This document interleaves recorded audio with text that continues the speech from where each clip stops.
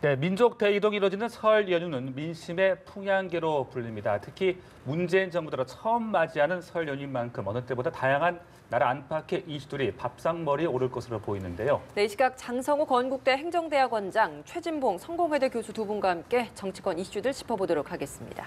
어서 오세요. 네, 안녕하세요. 그러니까 네, 설 연휴가 이제 시작이 됐습니다. 또 설하면은 많은 사람들이 또 전국 각지에서 모이다 보니까 어떤 이야기들이 오고 갈까 또 밥상머리 민심에 많이들 주목을 하시는데요. 글쎄 올 설 연휴 어떤 이슈들이 주로 논의가 될까요? 뭐 아마 이제 설 연휴 때는 지방선거 관련된 얘기가 많이 나오지 않겠습니까? 네. 지방선거 얼마 안 남은 상황이고요. 지금 현재 후보들이 여러 명이 지금 거론이 되고 있는 상황이기 때문에 또 지역에 있는 분들 같은 경우 고향에 내려가면 이제 지역이 되는데 지역 사회에서 어떤 사람이 유리한가 뭐 이런 얘기들을 주로 나눌 것 같고요. 네. 또 하나는 이제 오늘 뭐 그 삼성의 전 부회장도 간부도 와서 조사를 받고 있는 상황이지만 MB 수사 관련해서 지금 수사가 점점점 강하게 지금 압박하고 있는 상황 아니겠습니까? 그런 부분들이 아마 밥상머리에서 얘기가 나올 것 같고 뭐 하나 더 나온다고 하면 평창 올림픽 관련해서 북한 응원단이나 아니면 김여정 방문 이런 문제들과 남북 정상회담 얘기 이런 얘기들이 아마 우리 이제 설에 밥상머리에서 토크가 되지 않을까 이런 생각이 듭니다. 네, 지방선거, MB 수사, 또 올림픽과 관련된 남북 관계까지 말씀해 주셨는데 원장님도 어떤 이슈 주로 논의될 것으로 보이십니까? 뭐 오랜만에 가족들이 만나서 큰 주제가 지금 상당히 많지 않습니까? 네. 북한 핵 문제도 있고 평창 올림픽도 있고 또 뭐 다스 문제, 전직 이명박 대통령 문제 이런 것까지 있는데 네. 주제가 너무 큰 것은 우리 서민들 입장에서는 다루기가 상당히 어렵고 오랜만에 만나서 이런 어려운 문제를 서민들이 다루기는 상당히 어렵지 않겠습니까? 예. 그렇기 때문에 저는 뭐 개인적으로 생각하면 먹거리, 경제가 정말 어려운데 이 어려운데 이제 올림픽을 함으로써 우리가 어떤 경제적으로 좀 활로가 보일까? 서민들의 생각은 항상 먹고 사는 문제 아니겠습니까? 네. 이런 것들이 저는 가장 큰 대화의 주제가 될 것 같고 그리고 나서 방금 말씀하셨듯이 지방선거 문제입니다. 이 지역의 군수는 누가 지금 뛰고 있냐? 그 사람 내가 옛날에 알고 있던 사람이었는데 이번에 또 나오는구나. 또 뭐 도지사, 또 시장 이런 것 이런 사람들의 어떤 동정에 대해서 상당히 큰 관심을 갖고 대화를 하는 것이 우리가 전통적으로 보면 그렇지 않습니까? 국민들이 이렇게 보면은 선거를 앞두고는 상당히 왕처럼 행세를 하고 주권자이기 때문에 선거가 지나면 오히려 뽑힌 사람들이 또 왕처럼 행세하고 이런 것들이 지금 반복되고 있기 때문에 6.13 선거에 관해서 대화를 많이 하지 않을까 그렇게 전망을 합니다. 네, 먹고 사는 이야기 또 지방선거까지 말씀해 주셨는데 자 그런데 문재인 대통령이 이번 그 중국에선 춘절이라고 불리죠. 중국 CCTV를 통해서 중국 국민들에게 설 인사를 전했거든요. 이게 상당히 좀 이례적인 일인 것 같은데 이거 어떻게 보셨어요? 뭐 기획해서 했다고 보지는 않습니다. 네. 중국 CCTV에서 요청을 해서 했다고 보는데 대통령 입장에서는 뭐 굳이 거절할 필요는 없지 않겠습니까? 물론 최근에 사드 문제 때문에 한중 관계, 미중 관계 상당히 지금 어려운 그런 국면에 있는데 거기에 오히려 우리가 경제적으로 피해를 보고 있기 때문에 우리로서는 등거리 외교를 해야 되는 그런 상황입니다. 물론 미국에 가서 이런 설 명절 우리 재미교포들한테 했으면 좋겠지만 거기에서는 그런 요청이 없어서 이번에 못한 것 같고 네. 그래도 좀 이제 좀 아쉬운 것이 우리 당국자들이 미국의 어떤 TV라든가 매체에서 우리 재미교포들한테도 이런 멘트를 할 수 있는 그런 기회를 로비를 통해서 언제 좀 시간을 좀 얻었으면 좋았을 텐데 마침 또 중국과 이렇게 하니까 한중 관계 그렇게 중요하냐? 뭐 저는 정치적인보다도 중국과의 관계는 경제적인 실용적인 측면에 상당히 중요한 파트너라고 봅니다. 그렇기 때문에 대통령께서 이렇게 물론 뭐 서두에 중국말로 인사도 하지 않았습니까? 이런 것들은 저는 바람직한 모습이라고 봅니다. 네, 교수님은 어떻게 보셨어요? 아까 말씀하신 것처럼 이거는 CCTV가 요청을 한 거예요. 그러니까 우리 정부에서 뭘 하겠다 한 게 아니라 CCTV가 아마 우리나라 대통령뿐만 아니라 프랑스 마크롱 대통령, 독일의 메르켈 총리까지 포함해서 몇몇 정상들한테 아마 춘절, 우리로 얘기하면 이제 설날이지만 거기도 설날을 같이 세잖아요, 우리처럼. 그래서 아마 그걸 기념을 해서 중국의 인사말을 전해달라 이렇게 요청을 한 것 같고 그중에 이제 문재인 대통령도 흔쾌히 그걸 받아들이셔서 중국말로 인사도 하고 또 한국과 일본은 비슷한 부분도 많다, 함께 협력할 부분도 많다라는 얘기를 하면서 중국 사람들한테 친근감을 표시했는데 이거는 외교적으로 아주 잘한 일이라고 저는 생각을 해요. 중국이 지금 북한 문제도 그렇고 경제 문제도 그렇고 우리나라와 아주 밀접하게 연관돼 있으면서도 많은 영향을 미칠 수 있는 나라 아니겠습니까? 그런 나라 국민 국민들에게 우리 대통령이 친근감을 표현하는 인사를 했다고 하는 것은 앞으로 한중 관계를 발전시킬 수 있는 기회가 된다고 보고 또 중국의 국민들 지난번에 그 베이징에 우리 문재인 대통령 방문하셨을 때도 아주 그 서민들이 가는 식당에 가서 같이 식사도 하고 이랬지 않습니까? 네네. 사진도 많이 찍고 그런 모습을 통해서 어쨌든 우리 문재인 대통령이 중국과 우리나라의 관계를 좀 더 가깝게 만들려는 노력을 하는 부분은 아주 그 긍정적으로 봐야 될 부분이라는 생각이 듭니다. 예, 앞서서 이제 밥상머리 화두 중에 남북 관계 문제도 거론될 것이다라고 이야기를 해주셨는데 아무래도 올림픽 시기를 앞두고 이제 남북 간의 교류가 더 많아졌기 때문에 이 부분은 또 빠질 수 없는 부분일 것 같긴 합니다. 근데 일각에서 이제 남북 관계 문제가 남남 갈등을 좀 더 불러오는 게 아니냐라는 우려 섞인 시각도 있거든요. 현재 그렇죠. 여론 동향은 좀 어떻습니까? 여론 동향이 지금 말씀하신 것처럼 이제 보수 진영에서는 우리가 남북 정상회담, 예를 들면 지금 특사가 와서 김여정 특사가 와서 남북 정상회담을 요청을 했고 문재인 대통령의 방문을 요청한 상황 아니겠습니까? 그랬을 때 그러면 이제 진보 진영에서는 긍정적으로 보는 관점이 많지만 예. 보수 진영에서는 그냥 그렇게 만나는 거 아무 성과 없이 만나는 게 무슨 의미가 있냐 이렇게 지금 비판을 하고 있는 상황이에요. 예. 그래서 문재인 대통령이 조심스럽게 저는 답변을 했다고 봐요. 그러니까 지난번에 김여정 특사가 와서 요청을 했지만 그 자리에서 확답을 하지 않았어요. 여건을 조성해서 그렇게 할 수 있도록 해보자라고 얘기를 했죠. 중요한 건 저는 키포인트는 여건이거든요. 그러니까 남북 정상이 만나려면 미국과 일정 부분 합의가 있어져야 돼요. 미국 정부가 일정 부분 우리 정부가 이렇게 하는 것에 대해서 합의를 해주거나 묵인을 해줘야 되는 거거든요. 그러니까 우리 정부는 지금 우리 북한과 만나기 전에 미국과 조율을 할 필요가 있다는 거죠. 그걸 예. 저는 하고 있다고 봐요. 그러니까 미국 입장에서 우리 정부, 우리 문재인 대통령과 김정은이 만약에 정상회담을 했을 경우에 핵 개발 포기라든지 아니면 미사일 개발 이 부분에 어떤 진전적이고 전향적인 태도 변화가 있어야 된다라고 하는 전제 조건을 달고 있지 않습니까? 예. 우리 정부는 그걸 충분히 인식하고 있기 때문에 제가 볼 때는 이 여건이 형성된다는 말 안에 문재인 정부가 추진하려는 남북 정상의 모습이 들어있다고 봐요. 그 말은 미국과 우리나라가 합의된 사항을 가지고 가서 얘기를 하는 것이지 우리 나름대로 미국을 완전히 배제하고 우리만의 목소리를 가지고 가는 상황은 없을 것이다. 그래서 저는 여건의 형성이라고 하는 것은 북한으로 하여금 일정 부분 뭔가 양보를 끌어낼 수 있는 요소가 있을 때 남북 정상회담이 가능할 것으로 보여집니다. 예. 근데 이런 상황에서 지금 자유한국당 홍준표 대표의 발언이 또 참 많은 도마에 오르는 것 같습니다. 이명박 정부 시절에 이제 김정일이 정상회담 조건으로 북핵 인정을 요구를 했지만 이를 거절하면서 정상회담이 성사되지 않은 것이다라는 이야기를 했는데 이 발언은 저희가 좀 어떤 의도라고 봐야 되는 겁니까? 방금 그 앞에 있는 남남 갈등과 예, 똑같은 연관선에서 이걸 이제 볼 수밖에 없는데 북한이 왜 이번에 내려왔습니까? 마지막 지금 종착역에 다다릅니다. 북한 핵에 대해서 미국이 북한을 폭격할 것이냐 안 할 것이냐 코피 전략까지 지금 흘러나오고 있지 않습니까? 이만큼 북한 핵이 상당히 마지막 단계까지 와 있는데 예. 결국은 마지막 포인트는 뭡니까? 북한이 핵을 동결이 아니고 미국에서는 핵을 포기해야 된다는 것 아니겠습니까? 이런 다급함 때문에 북한에서 많은 지금 사람들이 내려와서 이거에 대해서 또 우리 내부에서는 뭐 남남 갈등 형식으로 이렇게 이제 분출되고 있는 이런 것들이 북한이 의도하든 의도하지 않았든 그만큼 우리 사회에서 북한이 차지하는 비중이 상당히 크다. 이런 것들이 이제 문제인 것 같고 홍준표 대표가 얘기하는 것은 비핵화 논리입니다. 북한이 지금까지 핵 동결이라든가 미사일 개발 중지 이런 것으로서는 북미의 어떤 여러 가지 대결이 우리가 막을 수는 없을 것이다. 그래서 문재인 정부는 이것을 책임지고 남북 정상회담의 주제로서 북한의 비핵화를 최우선의 주제로 하지 않으면 남북 정상회담이 오히려 정부를 홍보하는 홍보쇼로 비춰질 수가 있다는 어떻게 보면 이것이 앞으로 남북 정상회담을 예비로 두고 있는 공격의 뭐라고 합니까? 이것을 예비 발언이 아닌가 저는 그렇게 보고 북한 남북 정상회담이 만약 이루어지거나 남과 북이 계속 이제 교섭을 할 때 네. 북한의 핵을 포기해라. 이런 것들이 우리 정부에서 할 수가 있을 것인가? 이것을 지금 한국당에서 주시하고 있는 것 아니겠습니까? 예.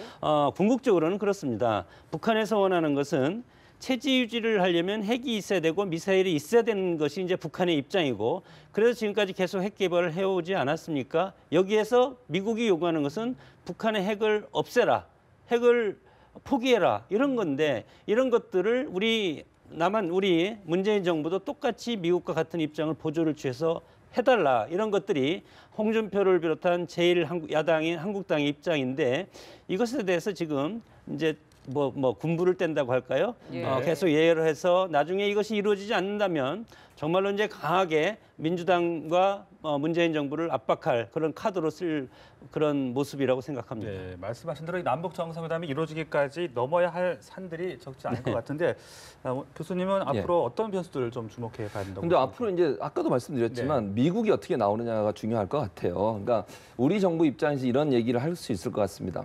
그러니까 모든 걸 그러면 대화하기 전에 완전히 합의가 끝난 다음에 대화를 할 수는 없잖아요. 그러니까 북한도 주장하는 게 있을 거고 미국이 주장하는 부분이 있고 우리도 일정 부분 미국과 동일하게 압박을 하면서 북한이 핵을 포기하고 비핵 가설을 할 수 있도록 해야 된다고 동의를 하고 있는 상황이에요. 그렇지만 대화를 그렇다고 해서 북한이 완전히 양분 상태에 대화를 하자 이렇게는 대화가 안 되는 거 아니겠어요? 대화는 양쪽이 있는 거니까. 그러면 북한이 일정 부분 거기에 대해서 전향적인 생각을 가지고 논의를 해보자라고 하는 태도로 나온다고 하면 우리 정부 입장에서는 대화를 해야 되는 거죠. 그래서 그 대화하는 과정에 있어서 강하게 이건 이렇게 해야 됩니다라고 주장을 해야 되는 거 아니겠어요? 비핵화 문제나 미사일 개발 포기하는 문제도 당장 당신이 대화하기 전에 모든 거 포기하고 나오세요. 이렇게 얘기할 수는 없어요. 그건 대화가 아니죠. 그거는 압박을 해서 그냥 끝까지 가는 거니까.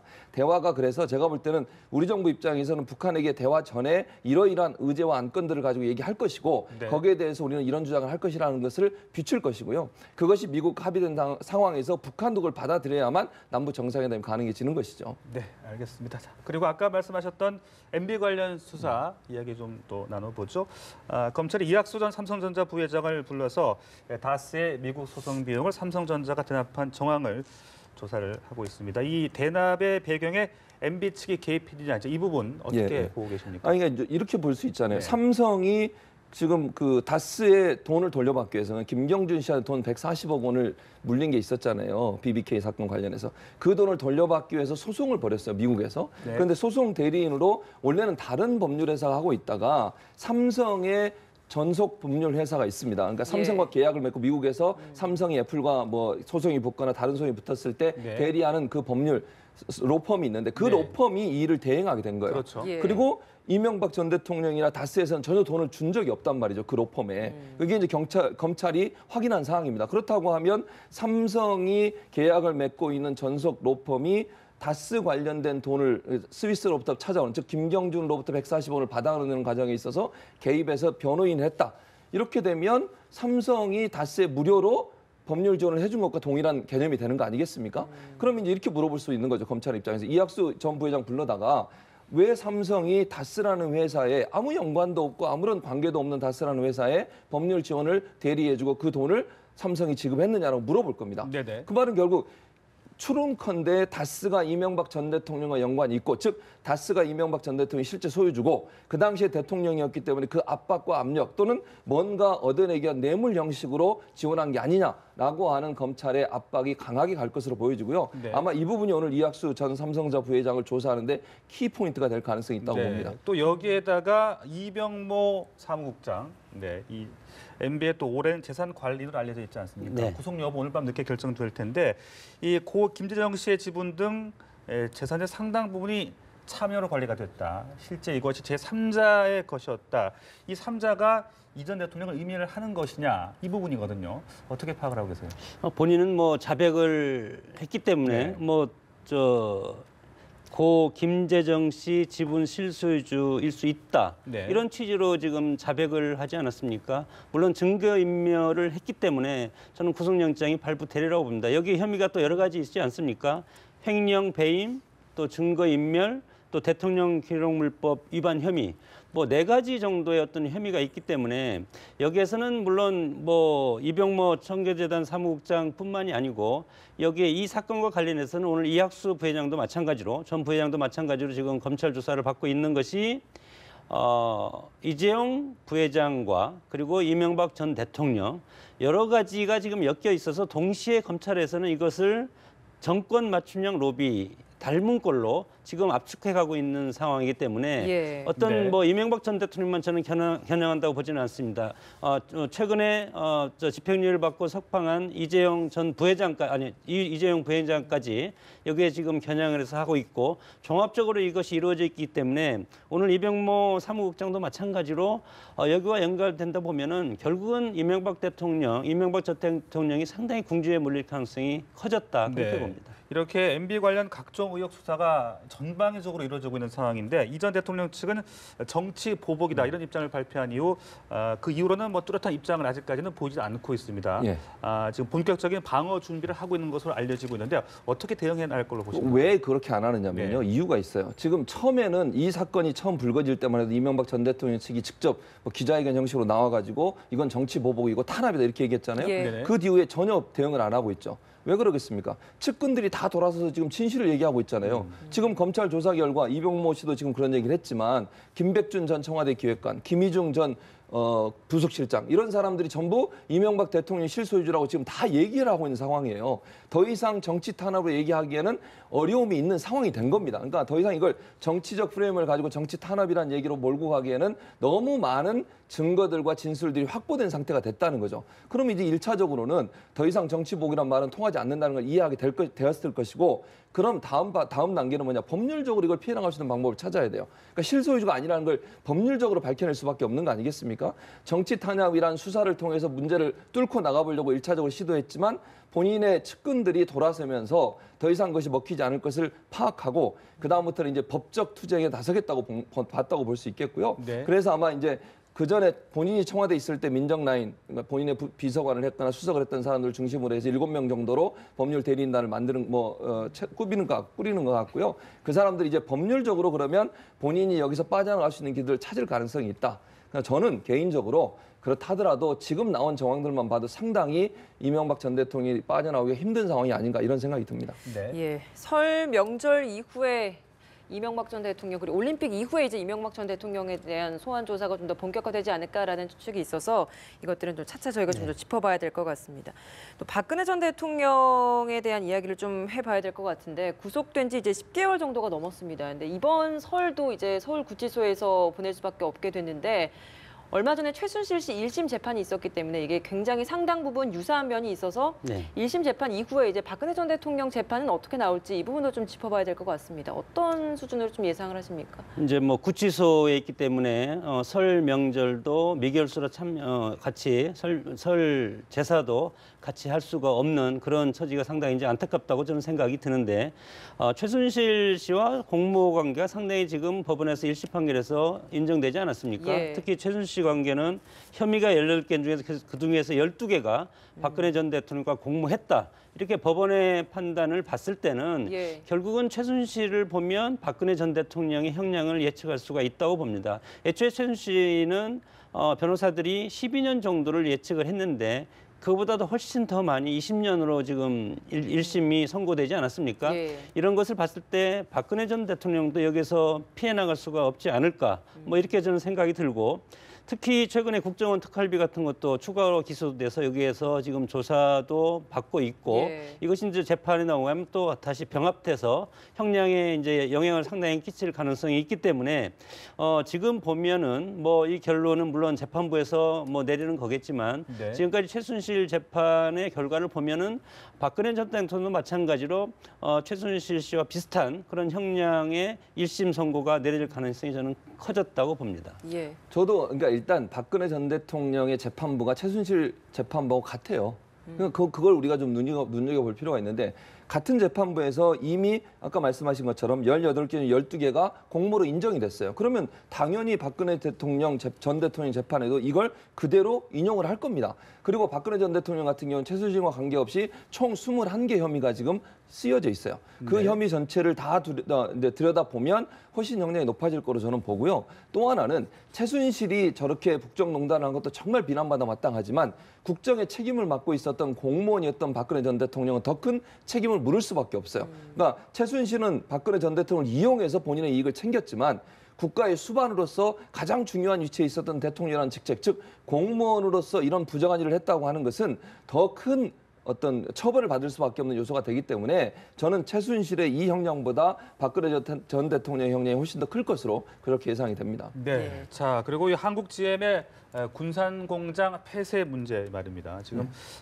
여야가 한 목소리로 정부의 신속한 대책 마련을 촉구하고 있습니다만 책임을 놓고는 또 좀 공방을 벌이고 있는 그런 모습이거든요. 이 부분은 어떻게 보고 계세요? 일단 책임을 놓고 뭐 여러 가지 공방이 있는데 네. 뭐 첫째 공방은 이런 거예요. 이게 지금 일어난 일이냐, 아주 오래전부터 일어난 일이냐 이런 얘기 아니겠습니까? 네. 그러니까 지금 정부의 책임이냐, 그전 정부의 책임이냐 이런 논란이 있고요. 또 하나는 이게 노조 때문에 이렇게 된 거냐, 아니면 그 GM 본사 때문에 이렇게 된 거냐 하는 문제인데, 저는 뭐 정치적인 문제는 그렇게 좀 싸울 문제가 아니잖아요. 지금 이 문제를 빨리 어떻게 해결할 거냐의 문제라고 보여지고요. 예. 그러니까 여당 입장이 10년간 방치한 결과라고 주장하고 야당은 정부가 수수관관해서 이런 얘기 했다고 하는데 지금 그 얘기 할 시간은 아니라고 봐요. 저는 이제 GM 본사에 대해서 좀 비판을 하고 싶어요. 이게 GM 본사하고 한국 GM은 이제 분리돼서 운영이 되고 있거든요. 그러니까 자회사 형식으로 운영이 되고 있는데 GM 본사 같은 경우는 지금 돈이 없어서 더 이상 운영이 불가능하니까 공장을 폐쇄하겠다 이렇게 발표한 거 아니겠습니까? 예. 그럼 지금까지 GM이 가져간 돈이요. 우리나라에서 3조 5천억 원을 챙겼어요.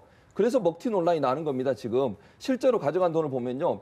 원래 산업은행에서 대우차를 GM이 인수했을 당시에 돈을 빌려줬어요. 저금리로. 예. 근데 그 돈을 어디서 와서 돈을 빌려와서 갚았냐면 본사로부터 돈을 빌려와서 갚았는데 본사에게 아주 높은 이자를 준 거예요. 5% 이상을. 산업은행은 거의 무이자로 빌려줬는데 그 돈을 갚는데 더 많은 이자를 주고 돈을 가져와서 갚았어요. 그리고 그 이자를 다 꼬박꼬박 GM 본사에 다 갚아줬단 말이죠. 그게 첫 번째 문제고, 연구개발비로 지금까지 1조 8천억 원을 줬어요. 본사에다가 예. 한국 GM이. 또 하나는 로열티를 지급했는데 2조 원 정도의 로열티를 지금까지 지급했습니다. 본사에. 또 하나 더 말씀드릴까요? 보통 부품을 본사에서 가져와요. 부품은 비싼 값에 가져오고 완성차를 다시 미국에 대팔 때는 싼 값에 팔아요. 갑질을 한 거죠. 그러니까 본사가. 네. 그러니까 본사가 이런 식으로 해서 한국 GM이 저렇게 부실할 수 있는 상황까지 만드는데 본사의 책임이 저는 크다고 보는데, 예. 그 본사가 이제는 더 이상 못하겠으니 한국 정부가 돈을 내라 이런 식으로 나오는 것은요. 아주 안하무인이라고 보고요. 저는 철면피라고 봅니다. 저런 식으로 태도를 나오는 것은 맞지 않다고 보고요. 예. 한국 GM은 지금도요. 노조와 GM이 함께, 그러니까 경영진이 함께 노력해서 해결해 보려고 노력을 하고 있는데, 본사에 지금 강하게 이렇게 압박을 들어오면서 우리 정부를 압박하기 수단으로 지금 공장 폐쇄까지 발표를 한 상황입니다. 5월에 폐쇄하겠다고. 네. 저는 이런 태도는 맞지 않다고 봅니다. 우리나라에 들어와서 그렇게 많은 돈을 벌어갔으면 최소한 본사로서 책임 있는 태도를 보이고 해결의 실마리를 찾기 위해서 함께 노력을 해야지. 밑받은 독에 물 붓기라고 그 돈을, 우리나라 정부의 돈을 가지고서 해결하려고 하는 시도를 하는 것 자체가 저는 GM 본사의 큰 잘못이 있다, 그렇게 생각합니다. 예, 알겠습니다. 네, 국민의당 관련 이야기를 좀 해보고 싶은데, 탈당파로 구성됐던 민주평화당에 이어서 이제 바른미래당도 공식 출범을 했습니다. 네. 새로운 다당 체제가 다시 확실하게 좀 더 굳혀지는 모습인데, 뭐 이제 제3세력이 정치권에서 제대로 자리매김을 하려면 어떤 과제들이 남아 있다라고 보십니까? 글쎄, 우리 정당 정치가 보면은 보수와 진보 양당제에 익숙해 있는 상황 아니겠습니까? 거기에서 중간지대는 회색지대에서 잘못하면 선택을 받지 못하는 그런 정당의 행태를 지금까지 보였는데, 이것을 실험을 또다시 시작을 했는데, 사실 선거를 앞둔 정당의 개편, 국민들은 혼란스럽게 생각할 가능성이 크다고 봅니다. 예. 특히 총선이 아니고 지방선거를 앞두고, 지방선거는 지방에 어떻게 보면은 일꾼을 뽑는 것 아니겠습니까? 여기에서 새로운 정당이 태동해서 4개 정당이 이제 뭐 한국당과 4개 정당 이상이 나와서 이제 선거를 치를 텐데, 예. 이렇게 봤을 때 지역을 중심으로 하는 그것은 이제 총선이나 대선을 하면 그것이 가능한데, 지역 선거 아니겠습니까? 이번 지방 선거는 그렇기 때문에 이념적인 지향을 어떻게 새로운 신당이 보이냐, 이거에 따라서 승부를 가릴 수가 있을 텐데, 예. 결국은 인위적인 정계 개편은 저는 바람직스럽지 않다고 봅니다. 이것이 국민들의 표에 의해서 의석수를 주면 그 의석수를 가지고 다음 선거 때까지 가는 것이 옳은데, 지금의 이런 모습을 보면은 내부적으로 서로 4년 뒤에 있을 대선을 앞두고 지금 정계 개편이 시작됐다고 봤을 때는 저는 이것이 바람직스러운 모습은 아니다. 다만 이것을 우리 유권자들이 6.13 지방선거에서 어떻게 심판을 해줄 수 있을 것인가, 네. 이거에 대해서 이제 이것을 우리가 앞으로 이 정당들이 사냐 죽냐. 다만 앞으로 이 뭐 바른국민당과 그리고 민평당이 이제 바른미래당이죠. 바른미래당과 예. 민평당이 지금 이제 새롭게 나타남으로써 치열하게 여러 가지 캐스팅 보트가 한국당과 민주당 사이에 캐스팅 네. 보트가 혼란스럽게 이루어질 가능성이 상당히 커졌기 때문에 뭐 이런 것들이 정당의 어떤 그 영역을 활성화시키는 데는 기여를 할 수가 있겠지만 그럼에도 불구하고 어떤 결탁을 할 수 있는 정당의 이익을 위해서 결탁할 수 있는 그런 여지는 남아 있기 때문에 이런 것들이 저는 바람직스러운 모습은 아니다라고 생각이 듭니다. 네, 교수님도 끝으로 이 예. 새로운 다당 체제 출범 어떻게 보고 계신지 얘기해 일단 뭐 주시죠. 다당제 출범해서 캐스팅 보트 역할을 하겠다고 지금 바른미래당이 얘기를 하고 있는데 네. 저는요 1차적으로 바른미래당이 통합이 잘 될 수 있을까도 지금 의문이에요. 그래서 저는 좀 두고 봐야 된다, 지켜봐야 된다고 생각합니다. 그러니까 여러 가지 정치적 이유 때문에 통합은 했지만 사실은 현안 현안마다 약간의 다른 시각을 갖고 있다고 저는 보거든요. 예. 예전에 바른정당과 국민의당이 갖고 있었던 정체성을 보면 여러 가지 면에 있어서 부딪힐 가능성이 있어요. 그래서 현안 현안마다 부딪혀지면서 혹시나 삐그덕거리게 되면 통합이 오히려 안 좋은 역효과를 가져올 가능성도 있고 또 하나 이제 여당이든 야당이든 어느 쪽에서 한쪽에서 너브콜을 보냈을 때 그걸 받을까 말까도 의견이 충돌되게 되면 결국은 또 분산되지 않겠습니까? 예. 그러면 캐스팅 보트 역할보다는 도리어 뭐랄까요 스스로도 정체성을 찾지 못하는 그런 어려움에 빠질 가능성이 있어서 1차적으로는 본인들의 통합이 잘 될 수 있도록 화학적 결합이 잘 될 수 있도록 하는 노력이 필요한 상황이라고 보여집니다. 네. 네, 지금까지 장성호 건국대 행정대학원장, 최진봉 성공회대 교수와 함께 정치권 소식 짚어봤습니다. 고맙습니다. 고맙습니다.